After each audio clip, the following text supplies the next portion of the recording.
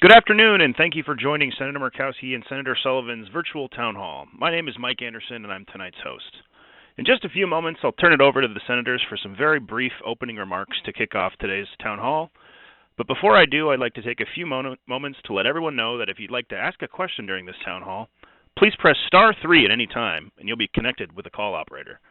Again, if you'd like the opportunity to ask a question today, please press *3 to enter the queue. With that, Senator Murkowski, the floor is yours.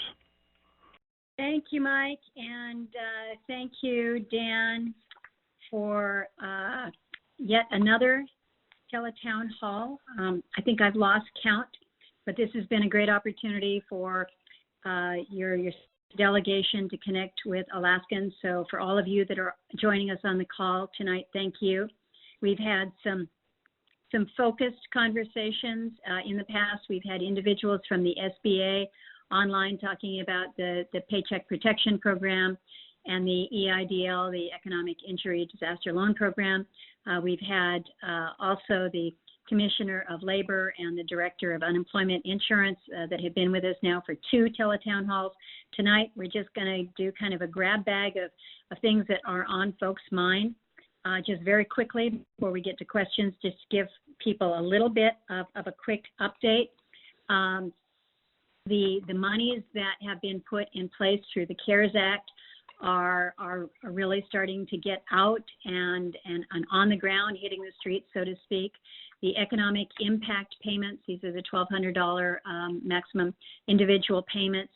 As of the 8th of May, 277,432 individuals have received those individual payments.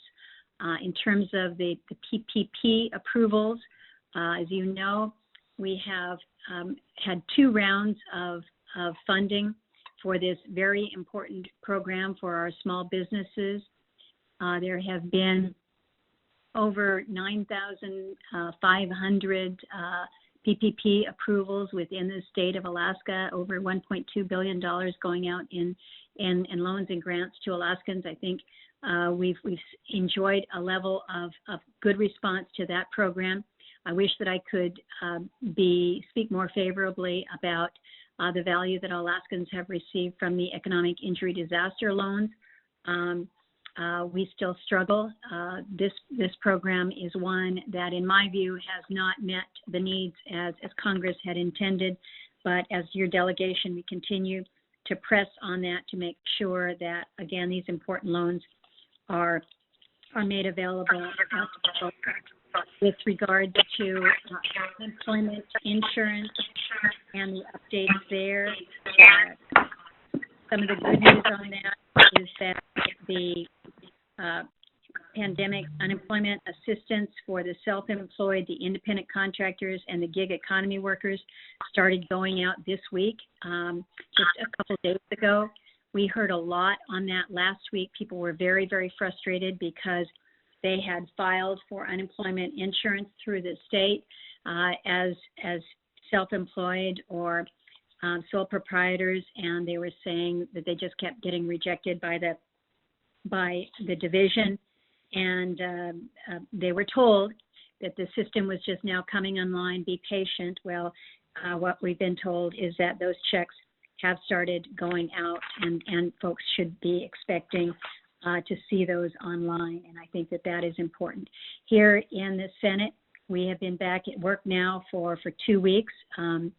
It's a different format. We're conducting hearings in kind of a hybrid fashion. Some members attending in person, some telephonically or by Zoom or video. We've had 2 hearings very keenly focused on the matter of testing. This is something that I've been paying close attention to because I think we recognize that in order to successfully reopen our businesses, reopen our communities, and get back to school, get kids back to school, whether it's college or K through 12, we need to know. We've got to have some level of security and certainty, and I think it's pretty clear that road is going to lead through adequate testing. the level of innovation that is out there is pretty considerable. There's been great focus on Alaska, making sure that we're able to meet the needs in a remote, rural, and very large and oftentimes very, very costly to access state. We've gotten good cooperation from the administration on that.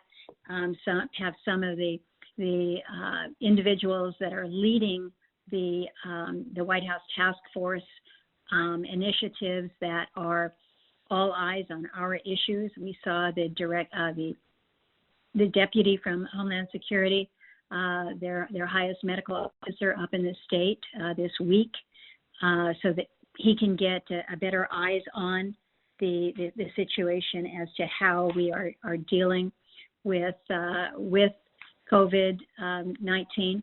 I think for us in Alaska, we've got a lot to be proud of in how we have worked hard to keep our numbers down, truly flatten out that curve, and as a consequence, we're in the second phase of a reopening. I have reminded people that you've got to remember that when we're talking about reopening an economy that has been shut down due to a pandemic, there is no switch that you just flip on or off.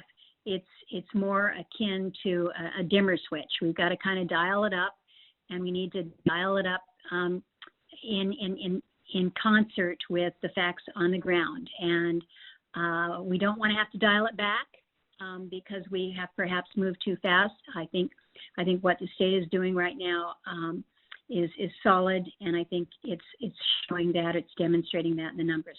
With that, I'm going to kick it over to Dan, who has been an extraordinary partner in working through all of these issues with not only our colleagues here in the Senate, but in the administration. So thanks to the listeners that are with us, and we look forward to your questions. Well, thank you, Lisa, and thanks, everybody. I just want to begin by recognizing that, we continue to go through unprecedented times. We know that many of our fellow Alaskans are hurting, and as not just on a perspective from the medical issues, but particularly the economic issues that have been caused by this pandemic. And we just really appreciate all of you coming on the line tonight so we can hear from you. I have emphasized this before, but, we work for you. Our teams are on the line right now, Senator Murkowski's and mine. If you can't ask questions, don't get to them. Stay on the line. We'll still be able to take them.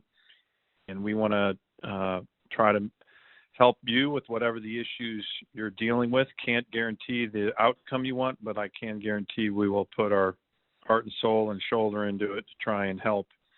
As we've talked about before, a lot of the implementation of the CARES Act is focusing on getting resources to our citizens through different channels so we can weather the storm of this pandemic, both the health storm and the economic and jobs storm.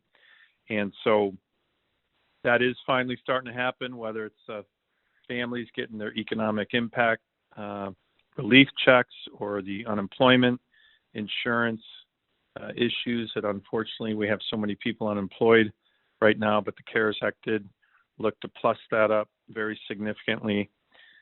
We've actually made, after a lot of bureaucratic snafus, and I've mentioned that before, a number of good areas of progress with regard to the PPP program, the Paycheck Protection Program, particularly the seasonal business fix. So many of our small businesses are focused on seasonal employment, and the way the new Treasury regs are written and the way the banks, our banks who are doing a great job, and credit unions process this, it enables you to have a much bigger loan based on how many people you would be employing in the summer. Almost all of that, finally, and it's been a struggle, is fixed with regard to regulations from the Treasury. And as of tonight, there remains still about $100 billion left in the Paycheck Protection Program account. So if you have not applied, or if you want to modify your loan based on these seasonal guidance we strongly encourage you to do that.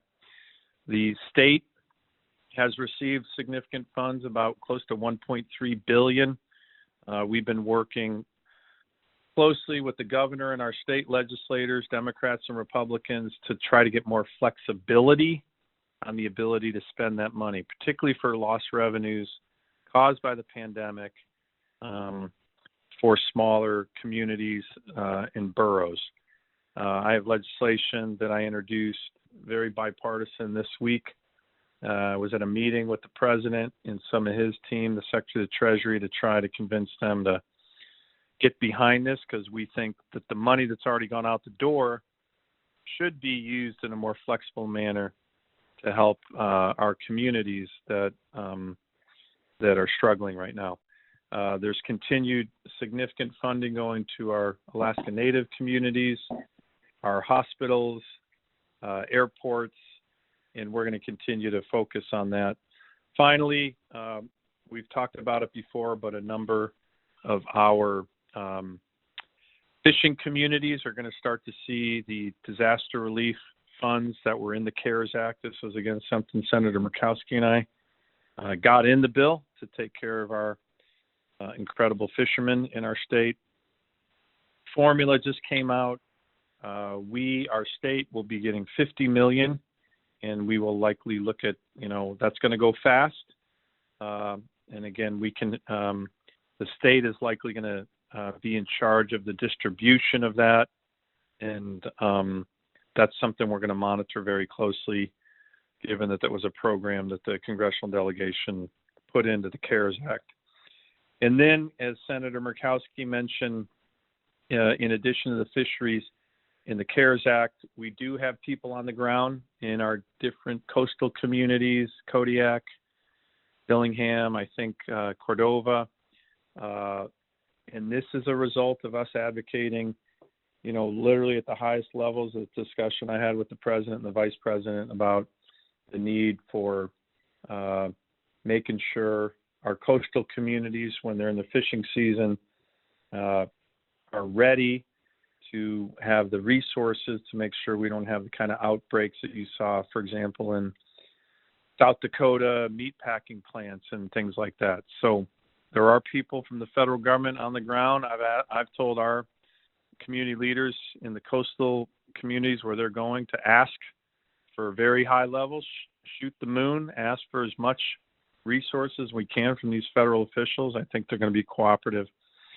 And then as Senator Murkowski mentioned, Senate's back at work full time. I think that's important. We marked up an infrastructure bill relating to ports and harbors, clean water for our state. This connected to the highway bill, we think could be a very good infrastructure package for the country. I'm going to continue to press that. That is something that passed out of the Environment and Public Works Committee, on which I sit, 21-0. So very, very bipartisan. And I hope that can be a basis for Phase 4 legislation that really should help us to start turbocharging our economic recovery, both in Alaska and across the nation. And then finally, we're continuing to work on the issue of energy. Our oil and gas sector has been hit really hard by the pandemic. Senator Murkowski and I led a letter of almost 40 senators and congressmen to the president saying that we want to work with the administration on this issue of some of the big financial institutions openly discriminating against investments in the energy sector, particularly in Alaska. That's not good for our economy. And I think that these banks are doing it under very dubious legal grounds. So we're going to continue to focus on that, as we know so many people in our state are dependent on a robust resource development and oil and gas sector. And with the many layoffs there and people hurting and families hurting in that sector, we're going to put all efforts into making sure that as we get out of the recession caused by this pandemic, it'll be driven by many sectors of the economy, but our resource development and energy sector is one of the most critical. And we can't have banks that get a lot of benefits from the federal government, federal deposit insurance. They were bailed out in 2008, 2009. They're going to do very well in implementing the CARES Act. They benefit dramatically from the federal government, and then they turn around and discriminate against the energy sector. That's not appropriate, and your delegation, Congressman Young, was on that letter as well. We're going to continue to work on that issue for the benefit of our state and our workers and our families that are in that sector. So with that, again, thank you. We look forward to your questions, comments. If we can't find the right answer, we will certainly get back to you. All right, thank you, Senator Sullivan. Once again, for any listeners that might have just joined and are looking to ask a question tonight, please press *3 to be placed into the queue. With that, we're going to go to our first question, and we're going to go to Bob in Eagle River, who has a question for the senators. Hi, I guess I just, thanks for taking my call. I guess I have two questions. One, or more of a statement. The state, I know you've been talking that the CARES Act is providing.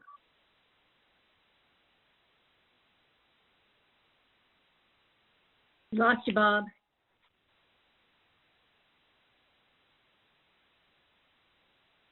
You there, Bob? Can we find Bob?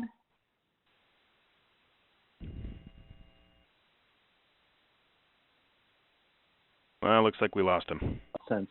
I'd just like to know, what are you doing? I'm just asking, what are you both doing to support the president in being able to open up the economy? And please, I've heard the whole thing light switch, but frankly, we're going completely without. People are losing everything out here, and we don't have time to wait. Most people don't. We're losing income. 7 weeks with bringing no money in, it's crazy. This is absolutely insane. And frankly, I've been a lifetime Republican. I voted for both of you in the last election. But at this point, anybody who runs, any politician who is not doing absolutely everything they can to open up this economy right now, I will walk 10 miles to vote against them the next time. That's all I got to say. I appreciate your answer. Well, and that's fair enough, Bob, because what you're saying is reflecting the anger, the fear, the frustration that so many feel.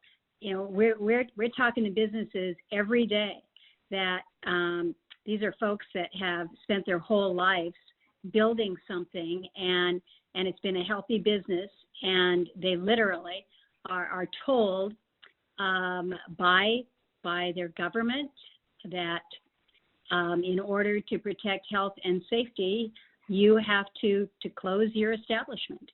And this is as we all recognize, an unprecedented situation. So how we get back to work, how we reopen, is something that all of us, from the president right on down to your mayor and your city assemblyman, this is what all of us need to be working on every day to be doing. And I think we recognize we've got two fronts that we've got to be dealing with. You have a health threat, and some may say, well, it hasn't touched me, and so therefore it is not it's not significant. In fairness, it has touched this country in ways that are unprecedented. It is touching families that have done everything right, and yet they are their health is compromised. Lives are lost. In Alaska, I think we have worked aggressively. I credit Governor Dunleavy for moving quickly to respond in a manner that was hard. But I think we've seen that reflected in the limited number of cases that we have seen, the way that we have been able to rapidly respond when we do have an incident in a community where it is isolated and it doesn't spread. But that has cost us in terms of revenues and economic loss. So everything that we're doing going forward needs to be how we get the economy back open, but we also recognize that we have to do it safely. And so there is guidance out there. None of us like like to be told what to do. We're pretty independent in Alaska and feel like we can be responsible for ourselves. But in fairness, virus and disease don't care whether or not you're being responsible. They don't care whether you're a supporter of the president or not a supporter of the president. There's a vulnerability here, and how we balance the public safety with our economic security is an extraordinary challenge. And so how we follow responsibly the precautions that have been put in place while we aggressively work to resume our businesses and get our economy back on our feet. This is what we are all challenged to do every single day. And I am working with our president and with our governor and with our medical officials and with our delegation and with our mayors and with every single member in the community to get to that place.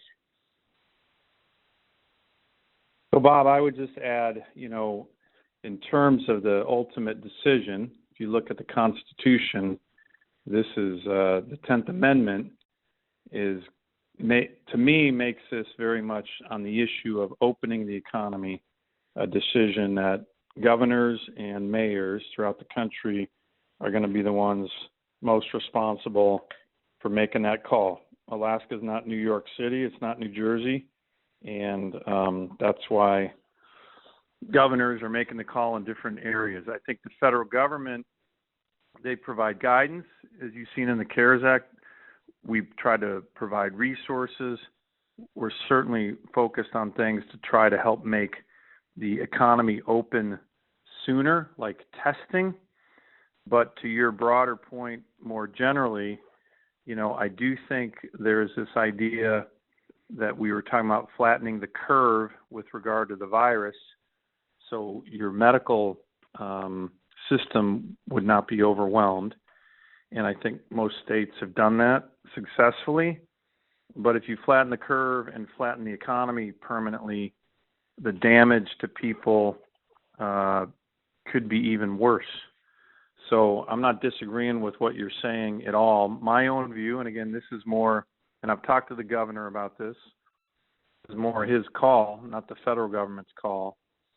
But one thing I think that is going to be important as we get data, more and more data, it's going to help us with regard to opening the economy. So what's an example of that? When you look at across states, who the most vulnerable populations are, it is unequivocally, according to the data, the elderly with regard to this virus. It's not young people. It's people in their mid to late 70s and 80s who are the most vulnerable. So can you start to more aggressively open the economy while saying to that group of people, you need to continue to hunker down? I think those are the kind of decisions, again, they're going to be made by governors, by mayors, but I think those are the kind of decisions we can start making that make sense, that get the economy open, and while still trying to keep people safe from a health perspective. So the one thing, though, that you're starting to see in certain places, I don't think we're seeing in Alaska, is a little bit of moving the goalposts, where we've gone from flattening the curve to making sure our healthcare system doesn't get overwhelmed. We get the capacity ready to deal with that. And now you're kind of seeing certain places maybe are indicating, well, we got to stay shut down because we can't have anyone ever get the virus. Well, that was not the original intent of the shutdowns. And so I would not be supportive of that. Well, we got to stay shut down until we get a vaccination.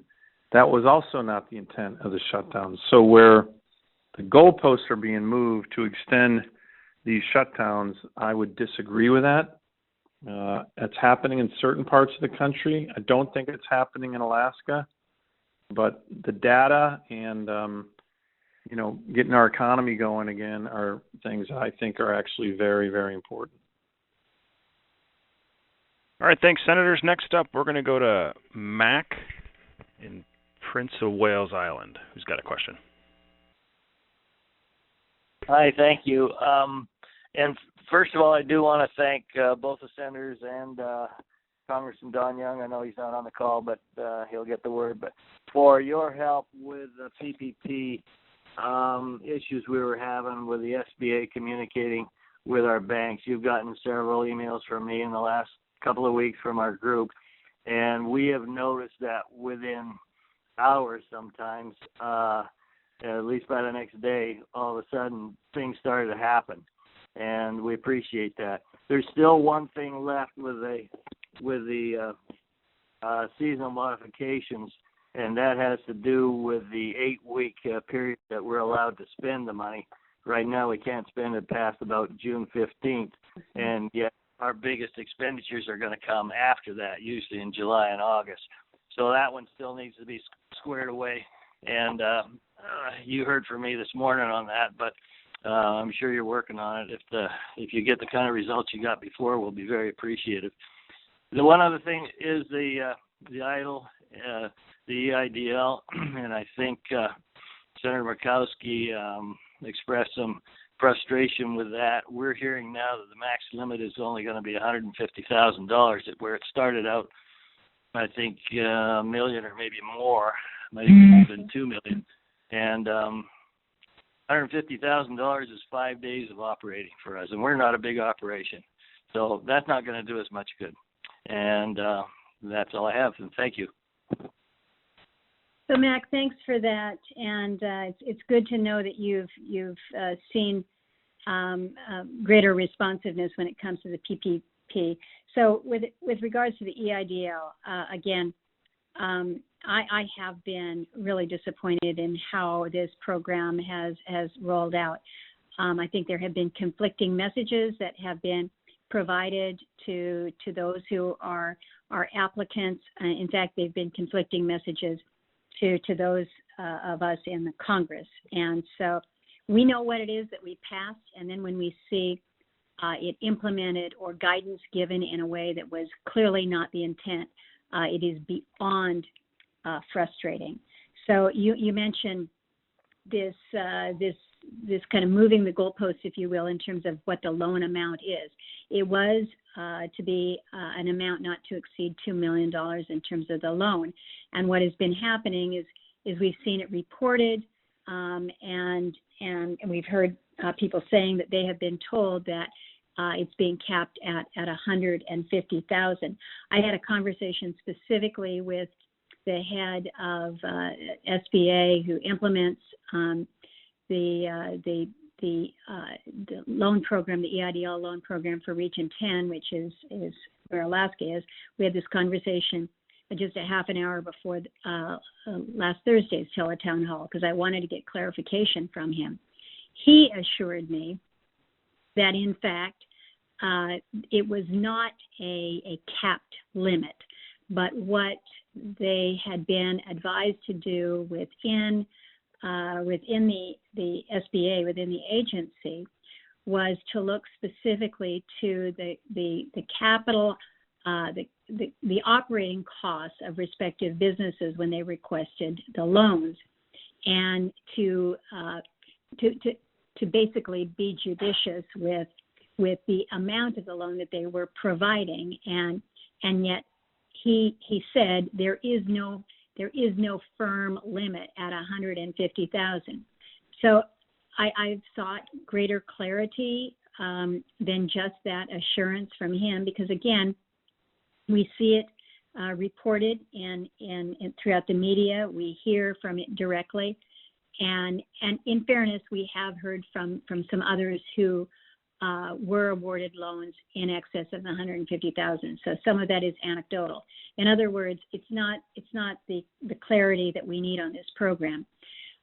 One of the problems that we're facing right now, though, is when we put in place the second round of funding for the EIDL, we allowed for an expansion of that program to accommodate agriculture businesses, which apparently had not been able to access readily the loans in the first round. Fair enough. But what comes back then when they finally do open up the portal for application of loans, we now find out that they are taking only agriculture business loans in this second round until they have had an opportunity to weigh in. So in other words, they have tipped the scale in favor of ag businesses. And I don't have anything against agriculture businesses at all. They deserve to have an opportunity for these loans as well. But what you have then done is you have pushed everybody else to the back of the line. So again, contrary to the intent of Congress, Senator Sullivan just mentioned in his opening remarks, we've had some fits and starts as we have worked through these programs. And as Alaskans, you have weighed in and you've shared with us the concerns that you have, the issues, and we've tried to address them one-on-one, whether it's the seasonal worker, whether it's the 1099 with the fishermen, or as you point out so clearly, the time limits within which you have to use these funds is extraordinarily limited. And so making sure that there's greater flexibility to these programs so that it meets the needs of our small businesses is what we're continuing to try to do. So I think it's important for you to know that, as Dan has mentioned, there are still resources within the funds that we can tap into. That's important. But on our end, we need to be continuing to press for greater flexibility within the guidance that has already been outlined, because that's where the limiting factor has been. We haven't talked about the fact that the House is going to vote tomorrow on a proposal that's pretty dang expensive. I haven't spent a lot of my time trying to figure out what is in their $3 trillion package, but I understand that when it comes to the small business loans, which we have seen a huge need and a huge level of support for, that they don't seek to build on the capacity of those small business loans. So, that's a subject of another discussion. But know that as we're talking to Alaskans, and as we look at the makeup of our business community, 99% of the businesses in Alaska qualify as small businesses. So when I think about ways that we reopen the economy, that when we help those who have been impacted by this economic pandemic that we're in, we need to do more to make sure that we're being responsive with regards to providing assist for our small businesses. So, Mac, I'll just add to that, on the PPP seasonal fix, that was your delegation that drove that change with the Secretary of the Treasury and his team, given how important our seasonal businesses are. And, again, none of this has gone on without a hitch. There's been all kinds of snafus, and you guys bump up against the bureaucratic nature of some of these federal agencies. A big part of our job is to go in and kind of, kick in the doors to try to fix it with the federal agencies. We have had close to 10,000 PPP loans at about $1.3 billion in the state. And even finally on the EIDL loan, as Lisa's mentioned, it's been a frustration, in terms of the advances that come from that. And that's kind of like a grant, over 7,000 at close to $25 million to small businesses. But the issue that you mentioned, 8 weeks, I was actually in a meeting with the President and the Secretary of the Treasury a couple days ago. That topic came up, but that cannot be fixed by a reg. That would have to be fixed. Through legislation. But I still think there's opportunities there, because a number of small businesses throughout the country, not just in Alaska, have talked about the 8-week period as being too short.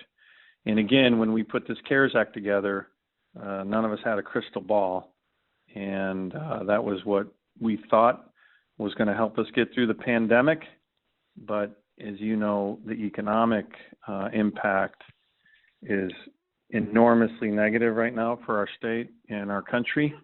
And so taking a look at that is something we've been discussing with the Treasury, and we can keep you posted on how that goes. It might be a little more challenging simply because it's not going to come through a Treasury reg. They have the authority to fix that seasonal issue that mattered to so many Alaskans. This one would clearly have to be fixed, not through regulation, but through statutory change. Thank you, Senators. Next up is Dr. Linda Freeman from Anchorage, who's got a question. Hello. Yes, I have written Lisa and Dan to both of you, and thank you for getting back with me about the concerns of mental health for Alaskans and the fact that we have some of our health trusts that are going to not honor telehealth for mental health for most of their codes relatively soon.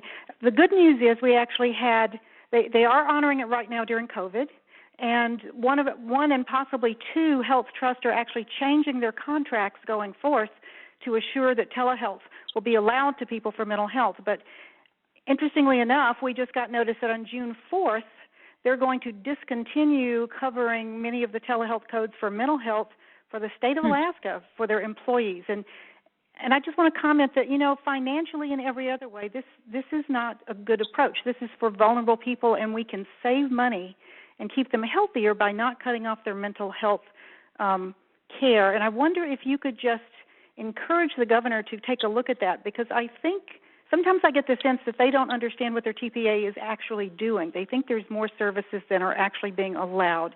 Can you advise me or give me any thoughts on that? Both of you, please. Well, Dr. Freeman, I will just start off by assuring you that this is an issue that we have been following very, very carefully as we think about the health consequences of COVID and what it means. You think about those that have been impacted by the virus, but I think we recognize that with any disaster, you have a follow-on impact that really we should be very concerned about the overall impact to mental and behavioral health issues.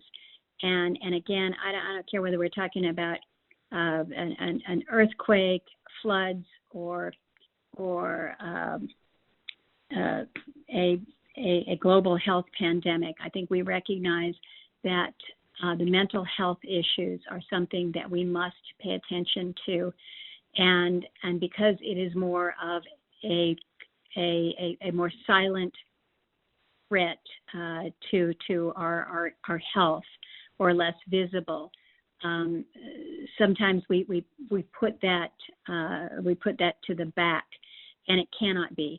I think one of the things that we have learned from how quickly we were impacted by the coronavirus and the economic consequences that have come is we have learned to very quickly turn to the assets that we have around us to deal with our health issues, including our mental health issues, and that's the benefits of telehealth. And I think it has opened the eyes and changed the minds of many in other parts of the country for whom distance delivery of healthcare has been a foreign concept. In Alaska, we have far greater ease with it. We've been doing it really exceptionally well in many of our outlying areas through the IHS system, through the VA system. We've been running point on this for a long while and basically demonstrating how it's doing. But we've always been tripped up by the reimbursement side of it. Now, others are seeing the benefit. They're seeing how they can deliver a level of health care in a way that is very non-traditional, but that works and recognizing that, okay, in order to make it work further, you have to allow for the rational reimbursement. So I think we're going to see this changing the way that whether it's mental health or other opportunities for ways of delivery of healthcare. I think you're going to see this change as a consequence of what we have been dealing with this pandemic. We have to make sure, though, that the reimbursements make sense. And so what you provided me in terms of a June 4 cutoff is news. I'll certainly look into it, and we'll be able to report back to you. So I appreciate you bringing it up.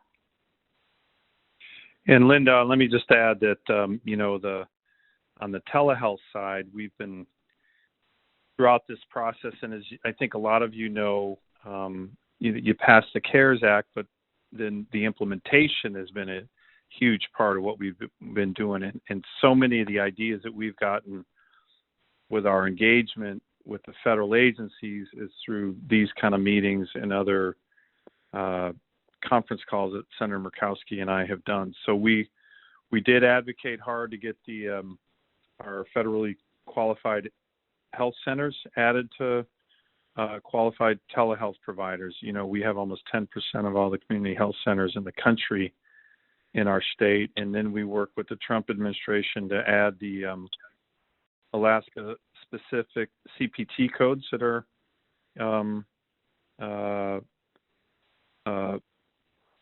to enable hospitals to provide telehealth.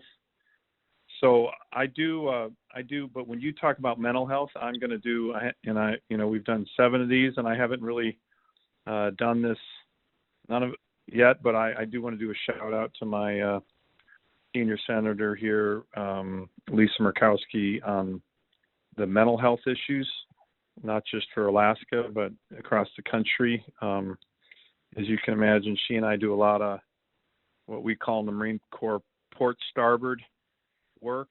I'll focus on certain issues. She focuses on other issues.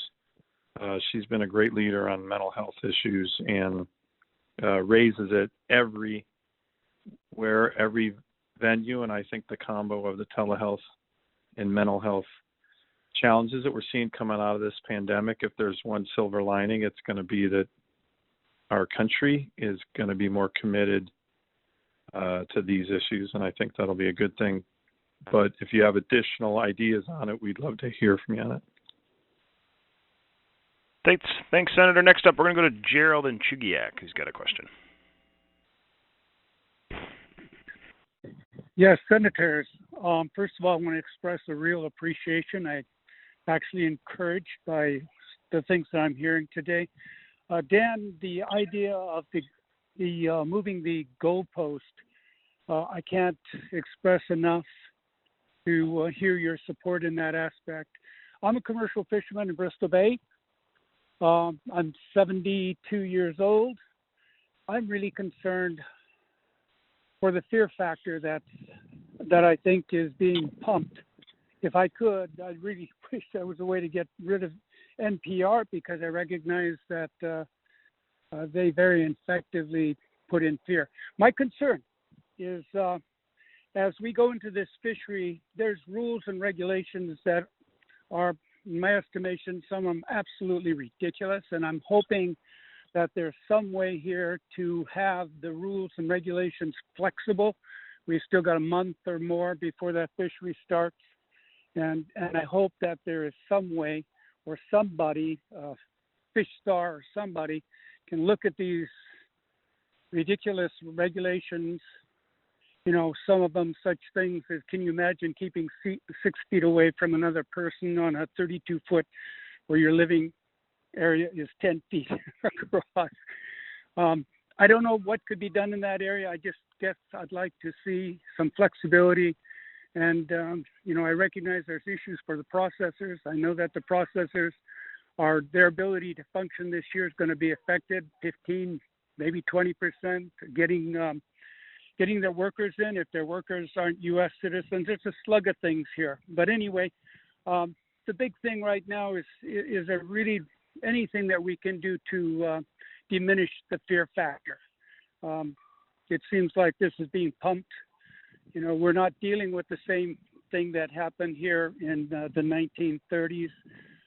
Alaskans now are most even natives, and I'm part native, have traveled to and from Anchorage. It's just not the same. But I see that fear factor, and I don't know what can be done to take and combat that, that hysteria that's out there. Well, I'll jump in here, Gerald, and thanks for listening and your comments. I think they're certainly comments that we're hearing from a lot of folks. And, as Senator Murkowski and I both mentioned, I think actually today in Bristol Bay, the federal officials that we strongly encouraged, literally from the president on down, to get out to our fishing communities to help with regard to the season. And as you know, that's a balance. That's a balance primarily between the state and the local communities. But we think, and one of the reasons we've been really pressing this, is that if you do get a lot of resources, so for example, this Admiral Greer, who is the top guy in the federal government in terms of testing, he is, committed to sending a big surge of tests to our different fishing communities. I think that's one way to help address what you've been referring to as the fear factor. I also think, and some people disagree with me, but what I've been encouraging our state and local officials do, if the federal government has excess capacity with regard to, say, field hospitals, then let's ask the feds to bring some field hospitals up. Hopefully we don't need them. But again, if you have some kind of outbreak in a plant, a fish processing plant, then you have capacity to deal with it. So part of, I think, dealing with the fear factor is making sure the resources are out there so the local community feels it's supported, and there can be a balance between the concerns that people have with regard to health and catching the COVID virus, but also the concerns that people have about having, and it was mentioned earlier in the call, Bob, that the concerns about what happens to people and their health and their well-being and their mental health if their jobs and their economy get crushed. So I think it's a combination. I will say more broadly, this is a discussion I had with a senior official at the Federal Reserve. So the Fed really is looking at the broader U.S. economy and how we're going to come out of this. And they look at historical data. They look at previous pandemics, including the Spanish flu. And one of the things this very senior Federal Reserve official said to me was exactly what you just said, that, people during this pandemic have stayed home, they've hunkered down, they've watched TV, which has usually been focused on kind of New York and New Jersey, where this has been really bad. And, they're scared to walk out of their house because they think they might catch it and die. Well, that's highly unlikely that would happen. So there is this element, and I don't want to downplay the issue of people's health because it's so important, but there is this element that even at the highest levels of the Federal Reserve, they're looking exactly at the question that you are talking about. And if people are scared to leave their homes, it's going to be difficult to get this economy started up again. So that's one of the reasons I told the leadership of the Senate that we should be back here. We should be working. We can work. We can hold hearings. We can have meetings and, get the economy back to work while doing it responsibly. One more thing on regulations that we did work on. These NIMS observers on our fishing vessels, particularly the small ones, you may have seen that we worked really hard with NIMS to get rid of that reg, at least for now. Every 2 weeks they review it, but right now on our smaller fishing vessels, there's no need for an observer. And we made the argument, just like you made, doesn't make sense. These are small boats. They're crowded. We don't need an additional person on it, particularly if we're supposed to be doing social distancing. So we don't think there should be observers on our fishing vessels right now. They agreed with us, and I think that's one example where, addressing these regs, some of which make no sense even when we don't have a pandemic, are things that we can do to help lessen the burden. So, Gerald, let me just be real quick because I know we want to get on to some other questions here, but you asked a great question about, how we can work to reduce that fear and really be able to engage in a fisheries. The Bristol Bay fishery out there is pretty significant. Not only jobs for so many Alaskans, but a great source of protein for the world out there, and we want to be able to do it. I'll tell you, I think one of the ways forward is to demonstrate how we are already leading in a way that demonstrates our level of preparedness. And I think all you need to do is look to what is happening beginning today in Cordova. Today is the opening day of the Copper River Run. Pretty significant fishery for a small community there. But we have seen kind of put in place a protocol, and it's not entirely easy. I understand that, and I certainly get what you're saying about how do you social distance when you're on a small fishing vessel. It's not realistic. You know that, we know that. And so what do we put in place to make sure that you've got a level of protections and precautions so that if something does happen, if the virus does hit, we can respond? Well, we had kind of a dry run on that in Cordova. You've got a plan where you bring in folks from the outside into a community that's been pretty well isolated. They had 0 cases of coronavirus in Cordova until folks started getting ready for the season. You've got a machinist that comes up from outside. He did the test in Seattle as he was supposed to. He comes back in. They pick him up at the airport. They take him directly to Ocean Beauty's facility there. They administer yet another test. Unfortunately, it takes a couple of days to get the test back. It comes back. He now tests positive. What do? They isolate everybody else. They make sure that they have traced who else he has come in contact with, and we haven't seen another positive case out of that community. They're moving forward and not only gearing up within the processing facility there at Ocean Beauty, but all of the other processors. You've got all of your independent fishermen that are coming in.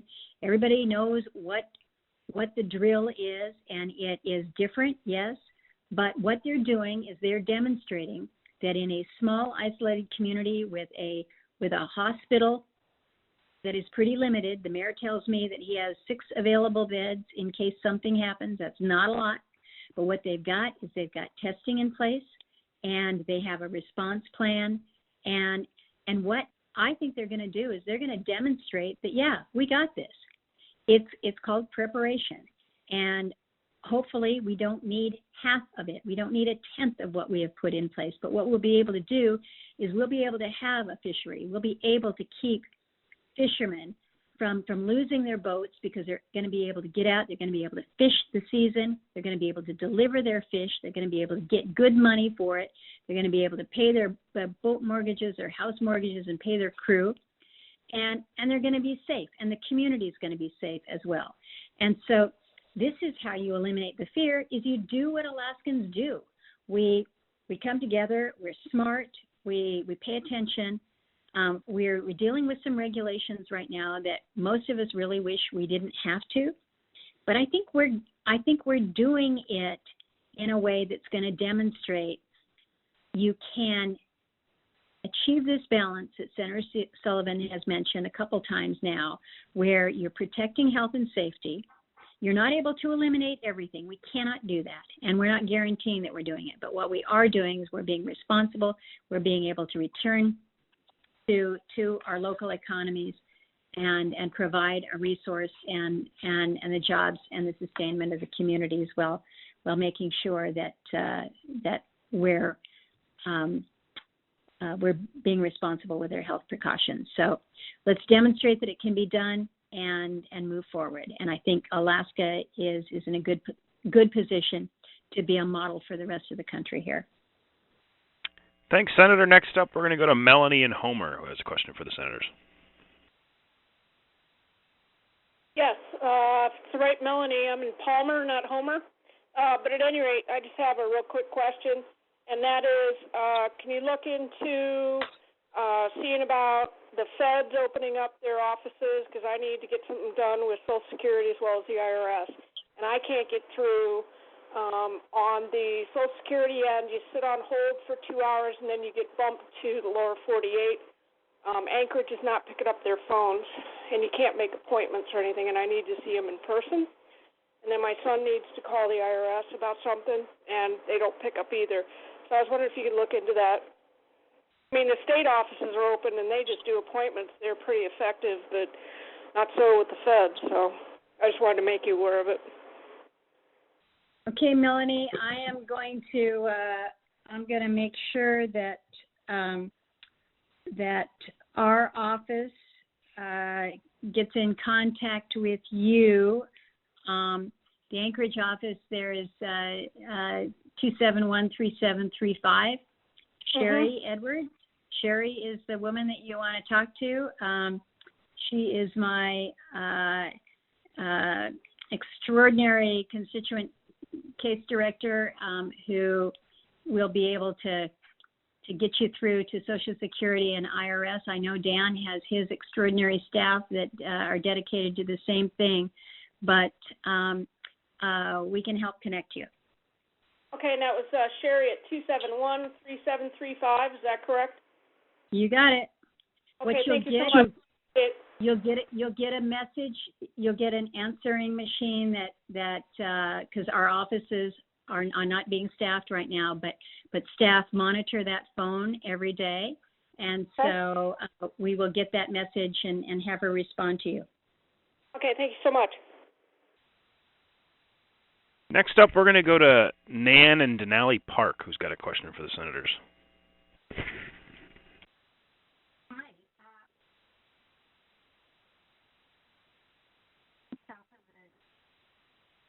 Can't hear. You there, Nan? Can you hear me? No. Oh, boy. There you go. There you go. Okay. Oh, great. Thank you. Thank you, both of you, for being so awesome and making this available to people. I am one of the many, many people in the Denali Borough who has seasonal employment my particular instance is as a wilderness guide, and I work for 5 different employers and 2 different nonprofits, and everything has been canceled for this summer as everyone in Alaska realizes the tourism season is not happening. And it just, part of me feels like I don't want to apply for unemployment when there's others that may need it more than I, but I also, I am so overwhelmed by the process that it is really intimidating to think there's any chance of getting a little reimbursement. And because I work for so many different entities, and I'm just wondering if, there's a way to access just even a minimal amount of money for those of us that rely on tips for the majority of our seasonal income and how you equate any of that. So, Nan, maybe I can jump in here, kind of like what Senator Murkowski did on the last call with Melanie. My office, is very good at the casework. We'd be glad to be able to help. The number there in Anchorage is 271-5915. And, we've heard on a number of these town hall events that we've done kind of a similar theme to what you mentioned. We're a strong, proud group of people in Alaska, and we've heard people say, well, I'm not sure I want to do this. I've never done it before. I don't want government help. And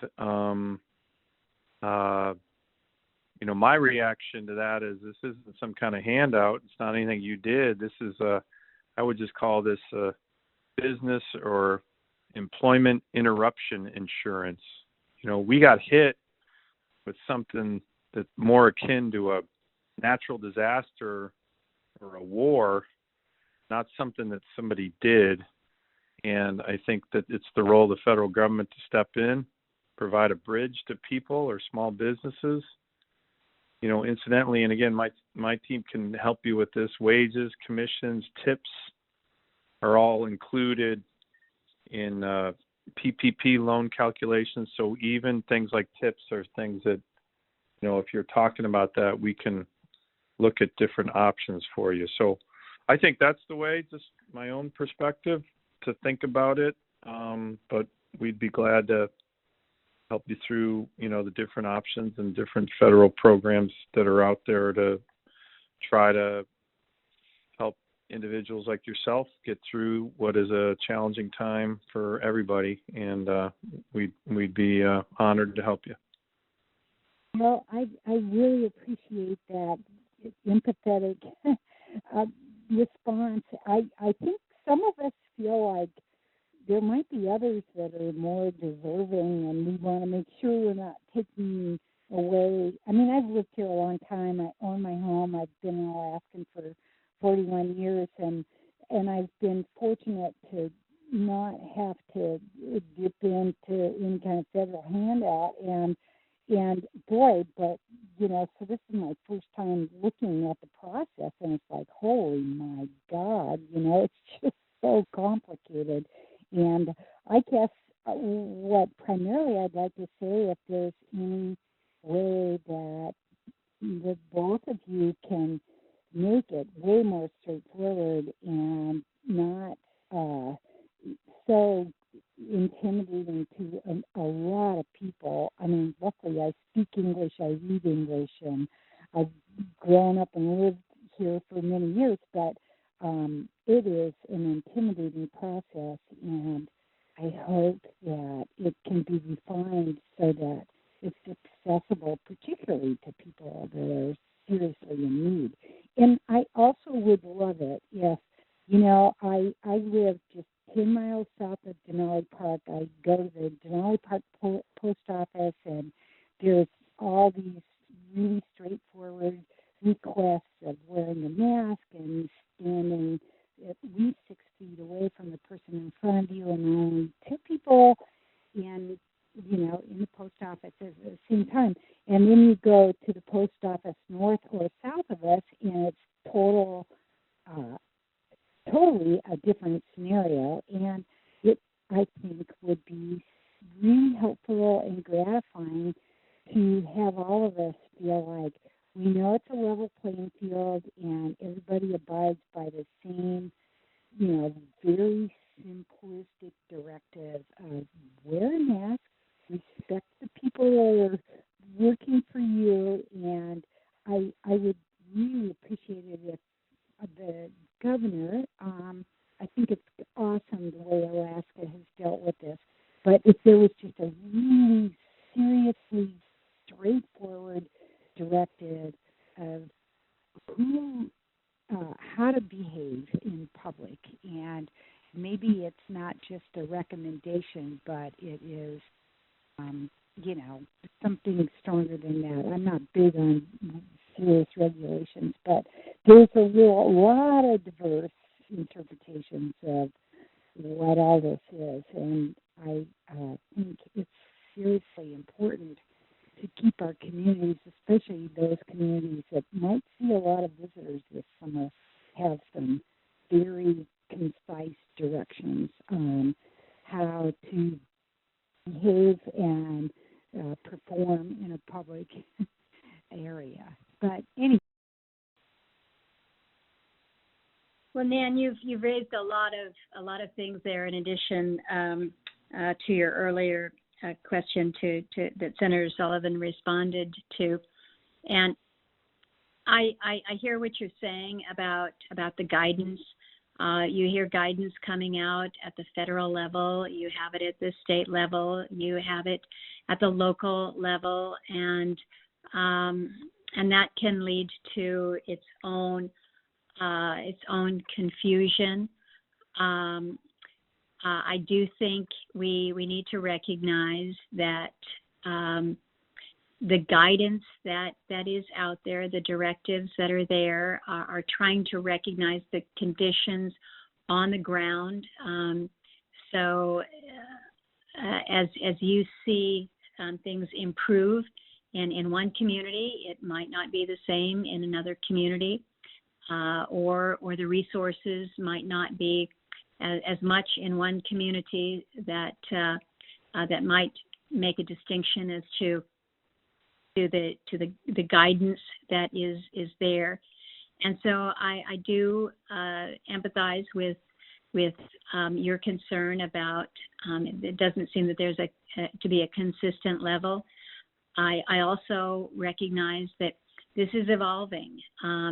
What has been put in place by the governor in terms of how we move from one phase to another is looking at and assessing conditions on the ground, and so it is not static. So it is something that we all need to be paying attention to, not only what's happening within the state, but more specifically within our own area.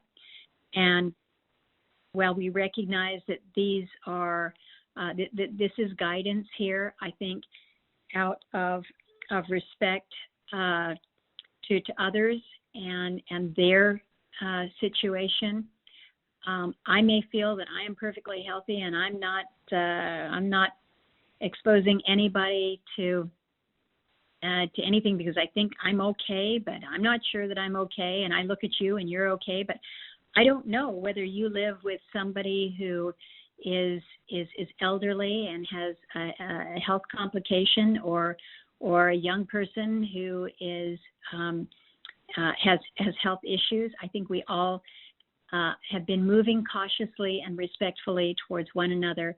I do believe that how we have tried to work within our state, respecting the guidance of our medical professionals, has been one of the reasons why we have been able to reduce this curve and really be able to move more readily than many states out there to get to that place where we all want to be, which is having our businesses back open, kids being able to be back in school, and to be able to have a level of mobility and social interaction that I know we all long for. So we're working towards it, and I think Alaskans are doing a very good job. I'm proud of the efforts. We know it has been very, very, very hard, but I think we are starting to see some very strong progress in Alaska, and that's to be recognized.